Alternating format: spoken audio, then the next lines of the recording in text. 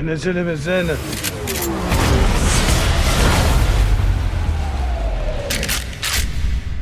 It's Loush and you. A couple of days ago, I stumbled upon a movie called Mosul. The fact that it was produced by the Russo brothers really caught my attention because they were the producers behind Avengers Endgame, as well as Extraction, one of the most memorable movies that I saw this year, at least on Netflix. Now, right off the bat, I was a little bit concerned and cautious when approaching this movie because I was worried that it was just going to be another Western rendition of Middle East politics, of Middle East affairs, and basically what has transpired in that region, particularly under the destruction and terrorism of ISIS. But then I quickly realized that they were getting a lot of things right. Now, of course, using a full cast of Arab, even Iraqi actors speaking in Arabic and Iraqi dialect. As a Lebanese Canadian, this was an amazing opportunity for me to learn a little bit more that dialect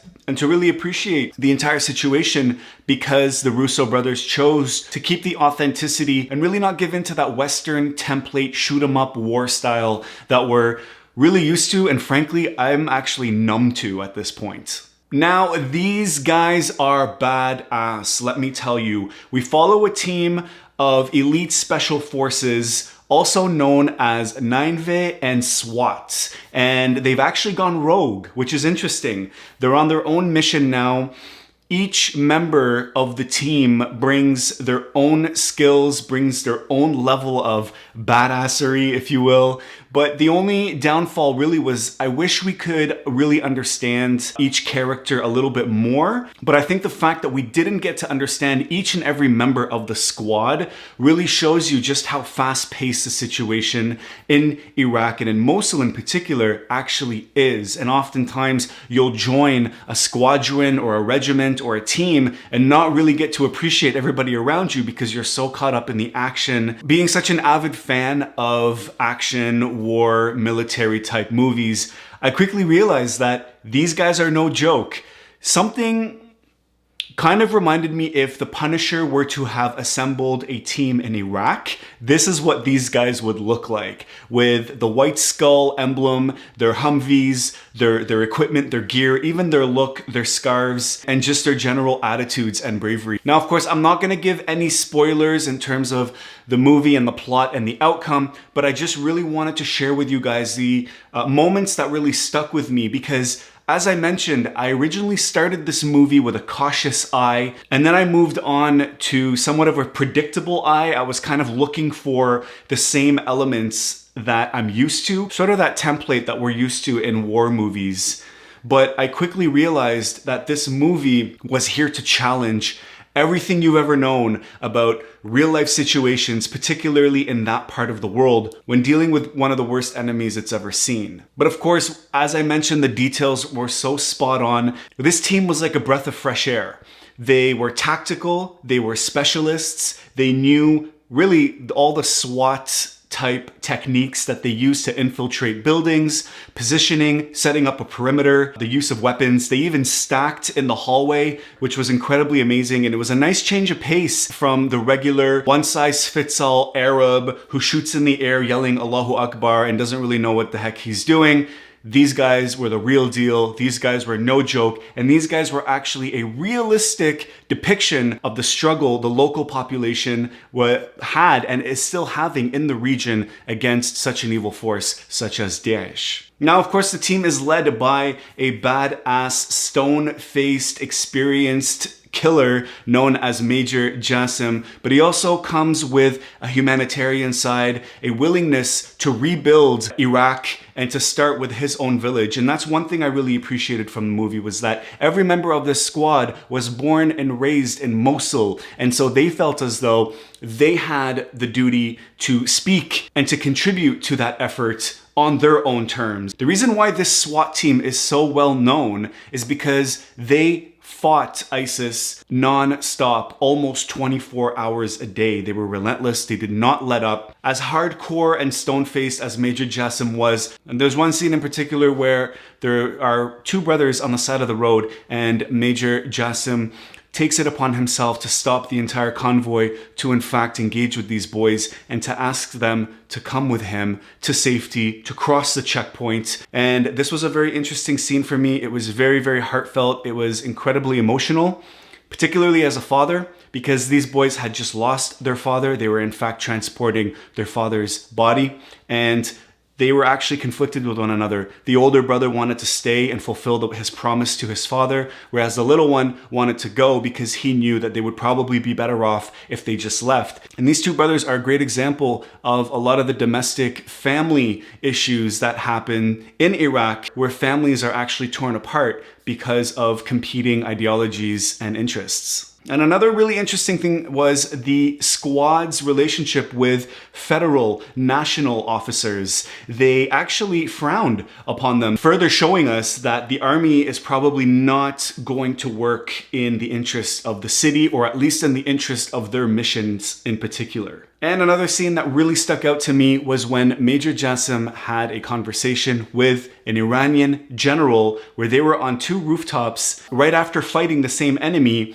Go ahead and start bartering with each other. Major Jassim has cigarettes, the Iranian general has ammunition, and they go ahead and make a trade, but not before what seemed to be a really political, diplomatic argument, if you will, between the two sides, one being a foreign regional power, the other one being from the city itself, and them having their own idea as to what's best for the country. And of course, in between them, there is an ISIS prisoner who is yelling and pleading for his life, at which point they seem to not care about at all. So a little bit symbolic to me personally, where once Daesh is captured, once ISIS is taken care of, what type of conversations should we have with one another? And they really presented arguments back and forth with each other. Of course, another huge thing that this movie got spot on was the relationship with ISIS.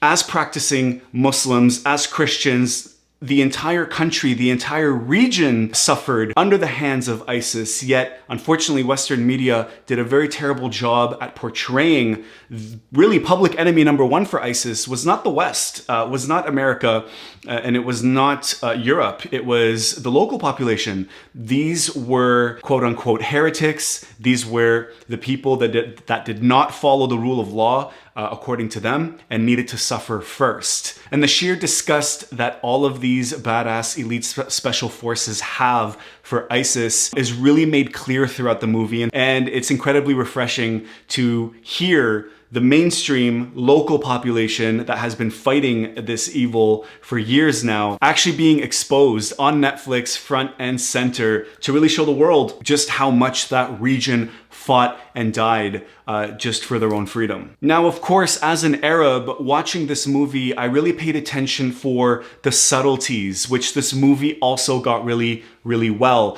One of the biggest ones that I think they got spot on was a scene where the squad is on the rooftop and the men begin praying. I was watching to see how the men were praying because, of course, Iraq has Sunnis and Iraq has Shias, and they have Christians as well. But in this case, both these men were Muslim, and the movie went so far into detail where you actually had some men with their arms crossed and some men with their arms by their sides, of course being one of the major distinctions between the two sects, reminding us that these men are brothers and that they are willing to stay together and be together and not be torn apart at the hands of a greater evil. And everybody, both Shia and Sunnis, are united for the greater cause, which is Iraq.